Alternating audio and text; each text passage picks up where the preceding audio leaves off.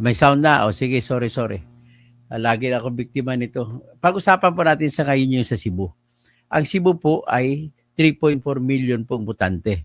So, pangalawa ito sa Metro Manila sa pinakamalaking botante.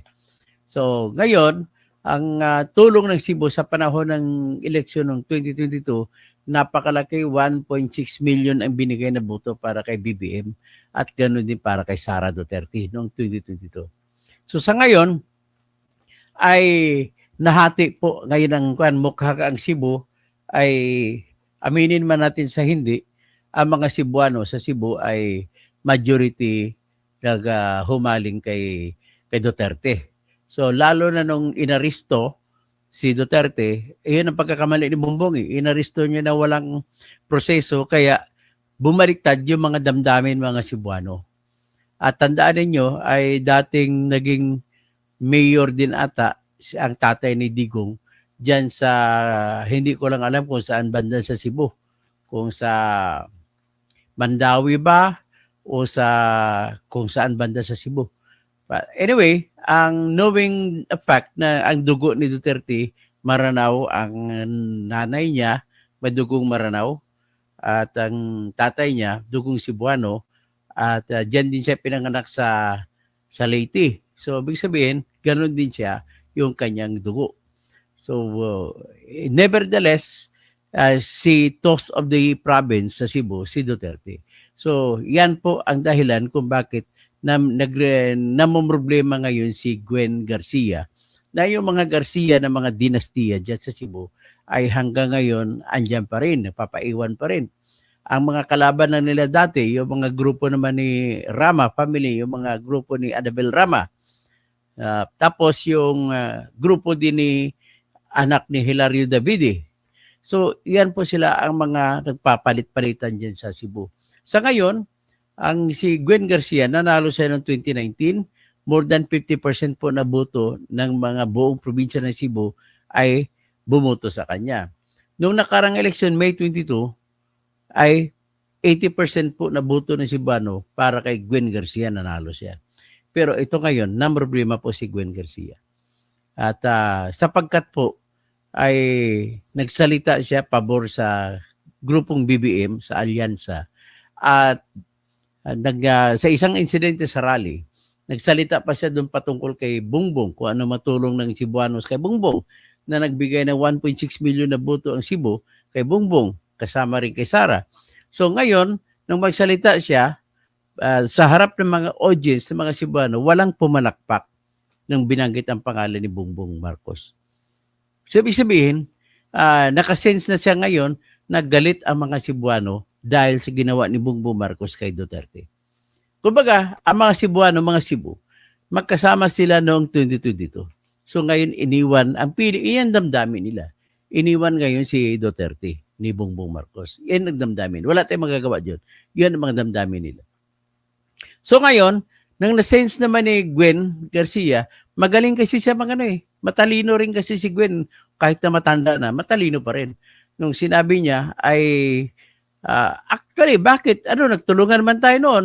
Akala nyo ba nawawala respeto ko kay Digong, dating Presidente Digong Duterte? Wala, may respetado ko pa rin siya. Sinabi niya ganun, pumalakpak mga tao. Ito din mo makikita.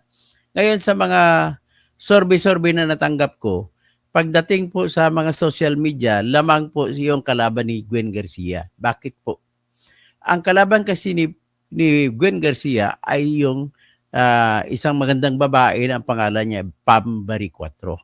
Si Pam Baricuatro ay vlogger po siya sa TikTok. So nakilala siya sa TikTok. Although, yung pamilya na ay politiko din na maliit sa isang bayan dyan sa Cebu. So nevertheless, walang ibang nakuhang kandidato ang grupo ng oposisyon laban kay Gwen Garcia. At ito nga napili, ito si Pam Baricuatro. So ngayon, si Pam Baricuatro ay aktibo na tumutulong kay Digong Duterte.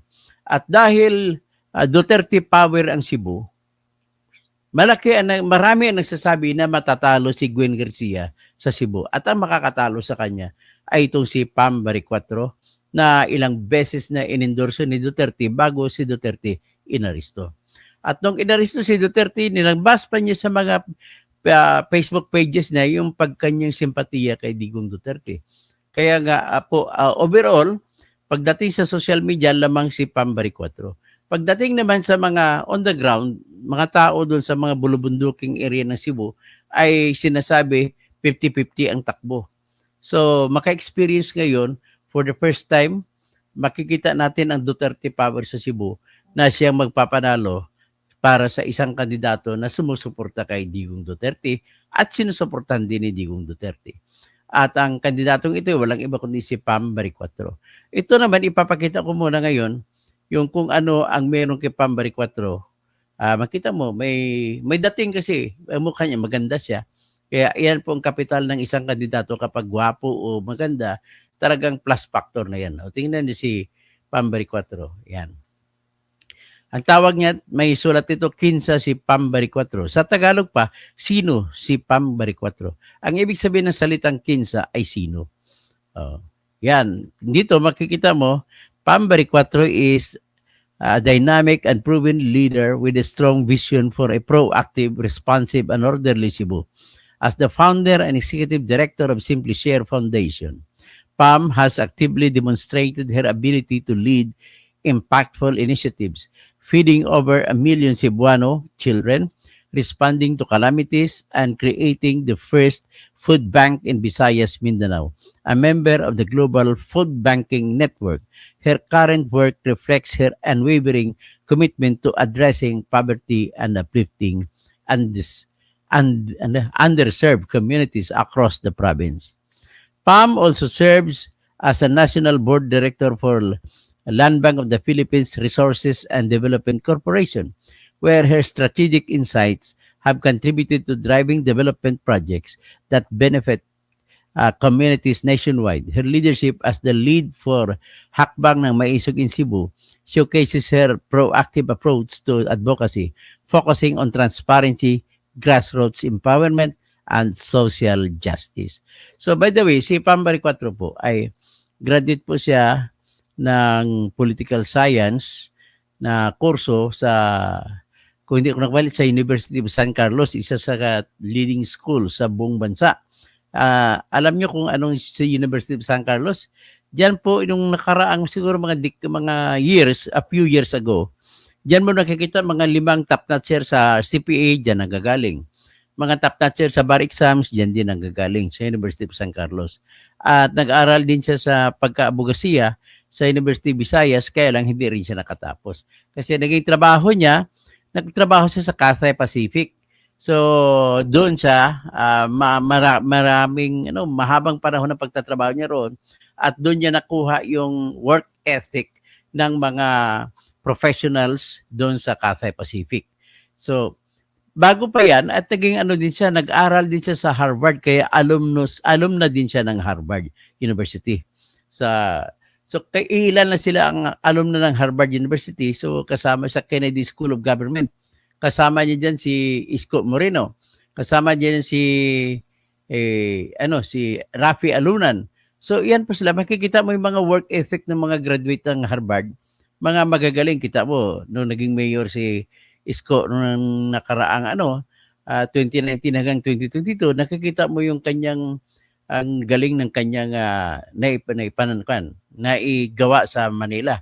Kaya nga sumubok siya at napili siya tumakbong pagka-presidente, kaya lang sinamang palad ay hindi siya nanalo. Pero iyan lang po ang isa sa background ni Pam Baricotro na kumbaga isa sa mga asset niya. At 2015 po, tinayo niya po itong tinatawag na Simply Share. Yung Simply Share na foundation ay tinayo niya po para makatulong sa mga social problems sa Cebu. Ibig sabihin pag social, patungkol sa pagbibigay ng tamang ayuda, hindi yung bigay ka lang ng ayuda. Pero tingnan mo, siya, private person. Pero kahit na private person siya, ay nagkaroon siya nag-successful siya sa pag-gather ng mga makukuhang mga dapat ibigay sa mga biktima ng bagyo. Sumikat siya dun sa bagyong Odette. 2015 pa po itinayo itong Simply Share na grupo niya. So ito po yung grupo niya. Ito yung grupo niya. Pamela Baricotro, Empowering Cebu Together. Tapos kaya sa kaya mag-excite kayo, siguro one of the big changes sa ating local politics dito ay ina-expect na sa Cebu mangyayari. Maliban dyan sa ibang mga lugar natin sa lokal. Kasi sa mga lokal po natin, ay karamihan po dyan, nananalo po ay mga dinastiya. So, in this instance, nakikita natin na nalalagay si Pambari 4 sa balag ng pagsasagawa ng tinatag nating kasaysayan. At siguro, ang isa sa pinakamalaking political dynasty sa Pilipinas ay baka matutumba niya. And knowing the fact na vlogger siya sa TikTok, kilalang kilala siya sa TikTok, at pagdating sa social media, lamang po siya sa survey. Pero pagdating naman sa mga local, ay wala siyang kakampi mga mayor, pero ang lahat po ng kalaban ng mga incumbent na mayor, siyan po mga kakampi niya. So, natandaan naman natin na si Gwen Garcia, siyempre, malakas din ang dating niya kasi nakarang election, 80% ang boto na binigay sa kanya ng mga Cebuano. Ang tanong, matutuloy pa ba yan? So, ang sagot yan, ito lang po ang makikita ko na klaro. Klaro, I don't want to speculate on other things. Ito lang so far ang klaro. Napakatindi po ng dating ng Duterte power sa ngayon dyan sa Cebu because of the fact yung hindi nila gusto yung pag-aresto kay Duterte. Marami din sa kanila na dati ay hindi yan maka-Duterte na, wala na sa Duterte, umalis na. Yan ang tinatawag na sympathy votes na lumipat na sa kanila. So, kumbaga, kung sabi ni Ronald Llamas, parang dating Duterte doon dyan na nagbuo din. So, ang gusto niya sana na talagang may big change ka makita kung ang dating Leni napunta kay Duterte, ang dating mga Bibim napunta kay Duterte, pero that is beside the point kasi unang-una wala tayong paraan para malalaman yan. Kundi makikita lamang natin sa social media kung paano ang reaction ng tao. So, this time ay masasabi ko lamang po na dito natin masusubukan kung gaano kalakas ang Duterte power sa Cebu. Pero kung pag-usapan mo sa labas ng Cebu, ang pinakamalakas na base ni Duterte ay sa Davao City. Pagdagdag niyan sa ibang parte pa ng Mindanao. Ngayon, pag tiningnan mo sa North Cotabato or Cotabato Province, ay makikita mo dyan yung labanan sa gitna nung nagbabalik na gobernador si Manny Piñol at ang incumbent gobernador si Lala Talino. Makikita mo si Lala Talino ay grupong Romualdez. At ang si Lala Talino, yung mister niya ata ay kamag-anak ni Martin Romualdez. So ang labanan ng kampanya doon, Duterte versus Romualdez. So kung mananalo si Manny Piñol, ibig sabihin that is an affirmation na talagang malakas po ang Duterte factor or Duterte power doon sa Mindanao. At sa totoo lang, marami po ang mga nagwo-worry na mga congressman na pumirma sa impeachment. Sobrang worried sila. Kasi po, ang lakas ng opposition, hindi na balik kahit sinong kalaban nila at galit po yung maraming taong galit po sa probinsya sa Mindanao, sa kahit saang probinsya, basta sa mga congressman na pumirma sa impeachment laban kay Sara. Yan po ang katotohanan. So, ibig sabihin, abot pa rin yan po hanggat sa Cebu. So, ngayon, kung pag-usapan mo ang Cebu, ay mga salita doon po ay puro Cebuano. Pero tandaan niyo po, pagdating sa Mindanao, karamihang mga salita ginagamit doon ay mga Cebuano. So, iisa po ang dandami ng mga yan pagdating kay Duterte. So, ngayon ang mga Muslims naman doon sa BARM, ay sinisiguro ko sa inyo, more than 50% po ay mga Duterte yun sila susuportahan nila. Bakit po? Simple lang po ang dahilan. Kung hindi po naging presidente si Duterte, hindi po naaprubahan ang Bangsa Moro Autonomous Region for Muslim Mindanao. Kaya kung ano man makita ninyo, ano lang yan, pakitang tao na lang kay BBM yan. Lalo pa ngayon ginawa ni BBM na nilabugay, ano ba ibig sabihin nilabugay? Ginulo niya yung political sector ng BARM. Yung mga dating nakaupo, tinanggal niya, pinalitan niya ng bago. Kaya hindi alam ni BBM, sikreto naggalit ang mga MILF sa kanya at makikita lamang ang galit yan sa pagdating sa eleksyon nitong 2025. So, wala na po sila, hindi na po sila sumasanib sa mga awayan, labanan na armas. Wala na po yan. Mga mataas na po yung uri ng pag-iisip ng mga kasapi ng mga mujahidin ng MILF.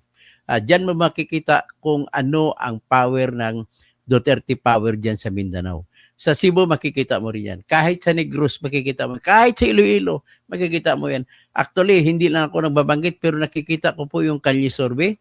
Ang Kalye Survey, ginawa po sa Laguna, Cavite, Quezon, Metro Manila, puro Duterte po ang lamang. Nagtataka lamang ako, ba't hindi na-convert yun sa survey? Pero kung baga, kung ako tanungin mo at tanungin ninyo, tungkol sa mga surveys, Okta Survey, SWA Survey, Pulse Asia Survey, Publicus Asia Survey, kung ano na pa mga survey, kahit anong pilit nila na tatago ang tunay na damdamin ng tao, ay lumulusot pa rin po ang pagbuhos ng suporta kay Duterte. Kaya nga, napipredict ko po, mabuti na yung may 4 na senador sa alyansa ang mananalo sa pagdating sa ngayong eleksyon. Kasi kung makikita mo, ang ginagawa lang ng mga Pulse Asia, SWS, ay si Bungo lang nakita nila, tsaka si Bato umakyat, pero pumasok si Dan Marcolita sa kanilang survey, si Dan Marcolita, tsaka si Philip Salvador. Tapos ang lahat ng ibang mga kandidato ni Duterte ay bumubuntot. So ano ba yung ibig sabihin yan? Yan po ay snapshot lamang po ng galit ng mga tao kay Bongbong Marcos. Kaya nga, tinumbasan din yan ng pagbagsak ng pag-aproba sa rating ni Bongbong Marcos na nagiging 25% na lang. So, diyan mo makikita kung gaano po kalakas ang Duterte power sa ngayon kahit po sa buong Pilipinas. Sinasabi ni Ronald Llamas, kaibigan ko rin yan, na political analyst siya, sa tingin niya sa Norte at saka sa Metro Manila, matatalo si Sara, matatalo si Duterte, at ang mga kandidato ng Duterte matatalo. Pero I beg your pardon, Ronald Llamas, mukhang baliktad po ang ibig sabihin yan. Kasi pag tinignan mo po, sa Kalye Survey lamang po ako naniniwala. Hindi po ako naniniwala sa survey na SWS, Pulse Asia. Makikita mo, lamang kung 100 votes na namimili sa Duterte group, sa mga senatorial na kandidato ni Duterte, ang kay Bongbong nasa 15 pa lang, nasa 20. Ganun po ang ratio. Sa sunod, para ipatunayan ko yung aking sinasabi, sa susunod, abangan nyo po, mamaya ilalabas ko lahat ng Kalye Survey. Latest po na Kalye Survey. Diyan mo makita talagang tanong, diretso sagot. Tanong, diretso sagot. Yung mga SWS na yan, mga Pulse Asia na yan, Okta Research na yan, Publicus Asia, na kung ano-ano pa, ay hindi naman natin nakikita. Pwede sila mag-imbento dyan. Hindi natin alam kung totoo yung mga datos din na ginagamit. Kaya ito yung nagbablog lang ako ngayon para ibibigay sa inyo ang snapshot na nangyayari sa Cebu at saka sa buong Pilipinas na. So, ibig sabihin, imagine this. Pwede ko sabihin, 80% na botante sa Mindanao, lahat ng magboboto, sabihin natin 70% na lang, 70% na lang ay boboto ng black voting, lahat ng mga inendorso ni Duterte o ni Sara Duterte ay iboboto yan. Kaya malaki po ang chance ni Amy at saka ni Camille Villar, kahit ayaw ko na silang dalawa mananalo, na mananalo because of that endorsement. So, sasabihin ko, maraming negative mga from the camps of BBM, and from the camps of the political observers na kunwari nagmamagaling sila experts, ay sinasabi nila mali daw yung advertisement na itim ni Amy Marcos. Kung ako tanungin mo, game changer yun. Napakagaling ng gumawa, nag-isip ng gumawa ng advertisement na yun. Ang sinasabi ni Ronald Llamas, mali daw yun kasi sapagkat nag-invite po ng negative reactions. Hindi, wala ka magagawa. Any kind of thing that you will speak up in times of politics ay it will invite reactions. Ganun lang. Kaya be prepared kung ano man ang reaction. But then all I can see is ang laki ng tulong kay Amy tsaka kay Villar yung ginawa nilang dalawa na inendorso sila ni Sara. Ganun po. Kaya alimba, ang argumento ni Ronald Llamas, babagsak naman doon si Amy sa mga Ilocano, babagsak naman doon si Amy sa Metro Manila. Hindi ka ata nagsusurvey Ronald Llamas. Kahit sa mga Ilocano areas, maraming Duterte, mga kan-DDS dyan. At saka sa Metro Manila, lamang po ang DDS. Ganun po ang katotohanan ng buhay. Kaya sigurado ako, sa tingin ko, mananalo si Amy kahit ayaw ko mananalo si Amy. Mananalo si Villar kahit ayaw ko mananalo si Villar. Because of that last ditch na endorso ni Sara sa kanila. Ganon po. Tapos, iniisip ko, sigurado na si Bongo manalo, si Bato manalo, ang hahabol dyan si Marcoleta, bakit papasok pa dyan si Philip Salvador, baka akyat pa si Attorney Jimmy Hinlo, si Attorney Vic Rodriguez, at saka sino pang ibang kandidato nila na kilala, kahit na sabi matatalo si Kibuloy. Kasi sa totoo lang, ang feeling po ngayon, damdamin ngayon ng mga DDS ay ayaw na sana nila ibuto si Philip Salvador at saka si Kibuloy. Pero dahil sa nangyari sa ginawa ni BBM, magbubot straight sila sapagkat ang una-una nilang tinitingnan, kailangan magkaroon sila ng panalo mga senador na magbubuto pabor kay Sara pagdating sa impeachment. Kaya ang laki po ng isang malaking kamalian din tong desisyon nila ni Romualdez na magsampa sa impeachment. Kasi ito na ngayon na magpo-fuel. Analisahin natin. Ilan ba sa mga senador sa ngayon sa natitira? Huwag yung tumatakbo ngayon. Sa natitira, ilang senador ba dyan ang sa tingin mo bubuto kontra kay Sara? Wala ko nakita, maliban lang si Chis Escudero na balimbing. O yung iba hindi ko nakikita yan, si Joel Villanueva. Tingnan mo, hindi pumirma ng impeachment tatay niya, si Brother Eddie Villanueva. So sigurado ko kay Sara Duterte buboto yan. Si Mig Subiri, buboto kay Sara Duterte yan. Dalawa na sila. Si Ruben Padilla, pangatlo yan, buboto kay Sara Duterte yan. Yung dalawang Estrada brothers, sigurado ko buboto yan kay Duterte. Sino pang iba? Marami pa, si Alan Peter Cayetano lalo, 5 na. Ang kailangan lang ng buto ni Sara para manalo, 9. So 5 na, 4 na lang kukunin niya. Sino pa bang ibang kandidato dyan? Si Risa Hontiveros, kontra kay Sara yan. Sino pang iba? So, si Loren Legarda, papabor kay Sara yan. So, 6 na. Sino pang iba?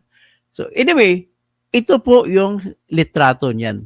Pagdating ng sunod na eleksyon, pagtapos ng eleksyon ito, susunod na yung sunod na Kongreso, 20th Congress.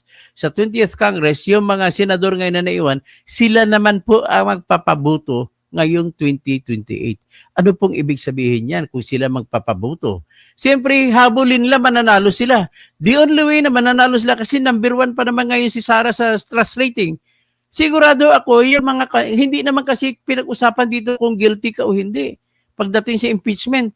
Kundi binuboto kung kakampi mo sa politika o hindi. Ganun po ang katotohanan ng impeachment. Kahit na malakas pang ebidensya, kung ayaw, kagaya kay Miriam Santiago, kagaya kay Joker Arroyo, kagaya kay BBM. Bakit bumoto si BBM, si Joker Arroyo, tsaka si Miriam Santiago na inosente si Corona noong impeachment trial? Ang lakas naman ng ebidensya laban kay Corona. Sa tingin naman ni Miriam, ni Joker, tsaka ni Bongbong Marcos, ang politika lang yan. In the same manner na yung eleksyon, yung impeachment natin, politika rin lang yan. So, kailangan ng mga senador na 12 na natitira na mananalo sa susunod na eleksyon. So, para sila manalo, hindi sila dapat bubuto kontra kay Sara. Kung si Chis bubuto kontra kay Sara, sigurado matatalo yun sa sunod sa 2028. Yan po ang nakikita ko. Kaya, useless exercise lang itong impeachment nito. Pangalawa, kung bakit useless exercise yan, ay sapagkat, unang-una, mahina po yung kaso. Bakit ko, pasensya na po sa mga nakatingin, bakit mahina? Ganito po yun ang unang kaso, ay confidential fund. Pag sinabi mo confidential fund, secret fund. Pag sinabi mo secret fund, hindi dapat binubuyag-yag yan. At kung sinabi mong confidential fund, entitled ang mga pulis na gumagawa ng resibo, si Colonel Lachica, sa Colonel Nolasco, sila pong gumawa ng resibo at ginawa nila Mary Grace Piatos, Magellan, kung sino-sino mga pangalan nilagay nila. The purpose of that, a purpose para itago ang pangalan ng nakatanggap ng pera. So ngayon, kung talagang nakarating kung nakarating ba sa patutunguhan o sa bulsa lamang nila ang pera, it's another matter. Paano mapapatunayan? Nagsalita ba? Tinanong ba ng mga congressman si Colonel Lachica? Kinanong ba nila si Colonel Nolasco? Hindi nila tinanong. Nandun lang sa Quadcom o sa Good Government Committee. Ba't hindi pinaalis nila na hindi man lang tinanong? Nang nandun si Sara, hindi man lang na tinanong. Ano, naduduwag kayo? So, ibig sabihin, bakit kayo naduduwag? Ibig sabihin, natatakot sila, yung mga nagtatanong kung may ebidensya ba sila wala. O inamin nga mismo ni Congressman Paulo Ortega na nung nakaraang 2 weeks ago, maghahagilap pa daw sila ng ebidensya kung sino talaga nakatanggap, kung saan talaga napunta yung pera na confidential fund ni Sara. No, knowing na alam nila doon pa lamang na ibigay sa mga dalawang colonel ng military na si Colonel La Chica at si Colonel Nolasco. So ngayon, narinig naman natin, nung nakaraang 2 weeks ago, nagsampa naman kuno ng kaso na sa court martial laban kay Colonel La Chica at si Colonel Nolasco. Ano may expect mo dyan? Marami ako naging kaso na hawak sa court martial. Pinanalo ko lahat. Hindi ko nang bagbagitin kung sino mga naging kliyente ko, pero naipanalo ko lahat yan. Ang maganda sa court martial po ay siyam ang judges, ang member ng board. So pag presenta mo ng ebidensya, kikwestiyonin ko yan sa harap ng siyam na judges. Sino yung mga siyam na judges? Kung mataas ang rangko, kung mga colonel, dapat may general yan nakaupo na president of the court. So kung may nakaupo dyan, sila po ay mga fair-minded na tao, hindi sila aral sa batas, hindi sila aral sa kung ano mga pagpresenta ng ebidensya, pure talent lang nila ang magdidesisyon kung guilty ang tao o hindi. Ganon po yun. Ngayon, ang may kasama silang isang law member lagi yan. Yung law member, siya lang may matanong ang mga kasama niya sa mga judges sa board kung ano batas, yun nagbibigay ng opinion at susundin nila. Pero but not in the matter of saying kung guilty o hindi. Ang tendency pa naman ng mga court martial pang magdesisyon, ilang beses kasi ako nakahawak ng kaso dyan. Kapag ang hawak ko ay official, iniisip po yan ng mga nagda-judge. I-dismiss ko ba ito? Ang laki ng ginastos ng gobyerno sa pag-training nito, lalo na't mga premier, mga OCS, yung mga kadete dyan na naging official, ang laki ng investment ng Pilipinas sa mga yan para maging official. Kagaya sa mga SAP yan, ang laki, 2 million lang ang ginastos yan para sa training. Ganon din po yun sa matpupunta sa court martial. Kung hindi talaga nakahindik-hindik ang kaso ng isang official sa military, ay hindi siya, i-acquit lamang po siya ng board. Yan po ang aking karanasan bilang trial lawyer sa court martial. So yan, tingnan natin kung ano mangyari sa court martial kay Colonel Dennis Nolasco saka si Colonel Raymond La Chica. Raymond ba yun o Dennis? I just cannot remember kung ano mga pangalan nila. Siguro mas maganda i-type ko sa AI. Itanong ko sa AI. The full names of Colonel Nolasco and Colonel La Chica in confidential fund of Sara Duterte. Yan itatanong ko sa AI. O sabi ang sagot ng artificial intelligence ng co-pilot, sabi niya, Colonel Dennis Nolasco and Colonel Raymond Dante La Chica were identified as the security officers involved in handling the confidential funds under Vice President Sara Duterte's directive. Colonel Nolasco was associated with the Department of Education while Colonel La Chica headed the Vice Presidential Security and Protection Group for the Office of the Vice President. If you'd like to... So, yan po ang kung sino si Colonel Nolasco sa si Colonel La Chica. Ngayon, kung isasabihin na guilty o hindi si Sara, depende po sa magiging sagot ni Colonel Nolasco tsaka ni Colonel La Chica. So in other words, baliwala yung lahat ng mga Merry Crispiatos na mga resibo, lahat ng mga Magellan na resibo, lahat po dyan ng mga kung ano mga, baliwala po yan Hindi ko alam kung saan naghuhugot ng kaisipan o katalinuhan itong mga prosecutor ng House of Representatives. Ano ba kayo? Hindi po kayo trial lawyers. Abogado lang kayo kung turingin, pero wala po kayong karanasan sa pagpatakbo ng trial. Kaya lahat ng mga abogado na trial lawyers, pinagtatawanan lang kayo. Hindi po ibig sabihin na dahil may respeto sa resibo, ay ninakaw na ni Sara. Kaya kailangan patunayan nyo talaga na napunta talaga sa bulsa ni Sara yung pera. See? What's the difference? Simpleng explanation ko lang yan. At least naintindihan ninyo. Ngayon, isa pang akusasyon. Pagdating doon sa akusasyon na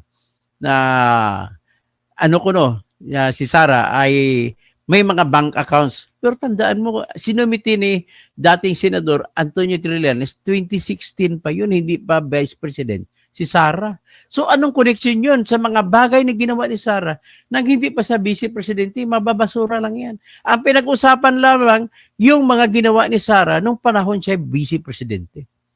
Ano pang iba? Yung iba walang kwenta eh. Halimbawa, yung death threat ko, no?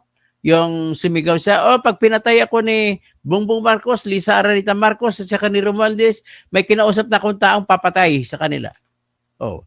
Krimen ba yon? Hindi po krimen yon. It is only, it cannot even be considered as threat. Pag tinatawag threat with a condition, ang ibig sabihin sa revised penal code ng threat with a condition, kasi may condition eh. Pag-usapan natin condition. Ang threat with a condition ay parang blackmailing na kung hindi mo gagawin yan, papatayin kita. Bongbong, pag hindi mo ginawa yan, papatayin kita. Lisa Araneta Marcos, pag hindi mo ginawa, papatayin kita. Romualdez, pag hindi mo ginawa, papatayin kita. Iyan po ang threat with a condition. Hindi yung conditional threat. Yung isa, conditional threat, wala pong krimen na conditional threat. Ang nangyari lang yan, dito, pag ginawa ni Bongbong, patay siya. Pag ginawa ni Lisa, patay siya. Pag ginawa ni Romualdez, patay siya. Iba yun kaysa kung hindi mo gagawin, patay ka. Di ba? At least naintindihan na ninyo. That is the deeper analysis. Huwag kayo magpaniwala sa mga ibang, huwag niyo paniwalaan si Judge Jimmy Santiago na naging director ng NBI para sa pagsasabi na conditional threat yun. With all due respect, Judge, lahat ng kaso hinawakan ko sa harap mo ng ikaw, Judge, sa inay panalo ko. Pero with all due respect, I do not agree with you in saying that there was great threat in that act of Sara Duterte. Kaya hindi rin po magiging mananalo yan, mananaig sa pagka-impeachment. Kaya yan, nakikita po ng Cebuano dyan kung bakit sila kumakampi kay Duterte. Sapat sana maintindihan ninyo kung bakit. Ngayon, ibang usapin naman yan pag sinasabi, dapat ba managot si Duterte kung siya guilty sa mga war on drugs? Tanungin mo ko, dapat managot.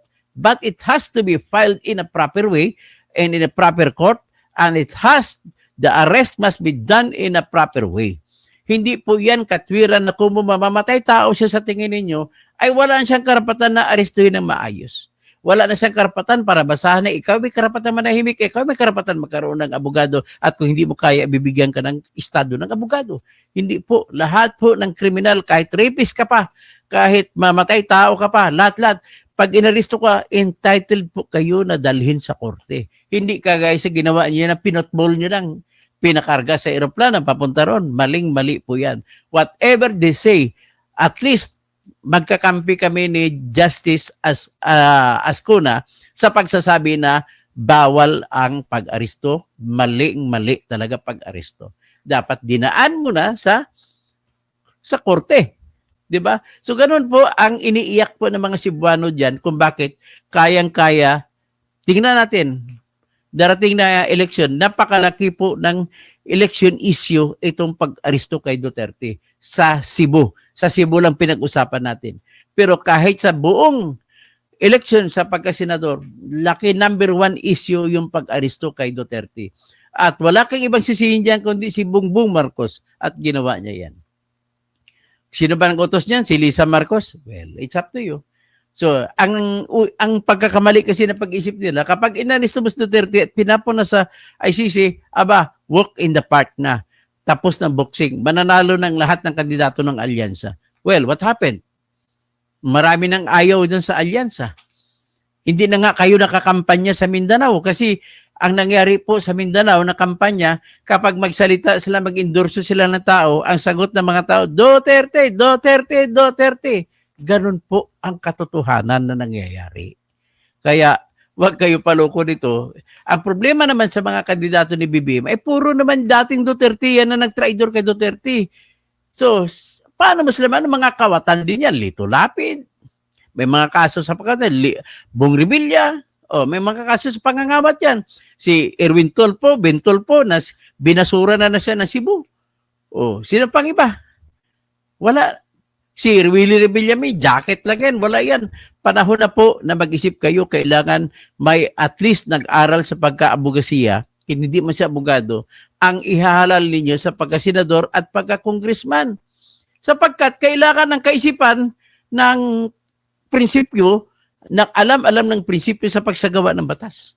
Okay, hanggang dyan lang muna tayo at maraming salamat po. Magandang hapon po sa lahat-lahat. At ang aking conclusion dito, magkamali man ako hindi po ako natatakot at sinisiguro ko na kayang-kaya ang laki na posibilidad na mananalo ang Duterte Power sa Cebu seat, sa Cebu Province at iboboto nila si Pam Bari 4. So magandang hapon po sa lahat.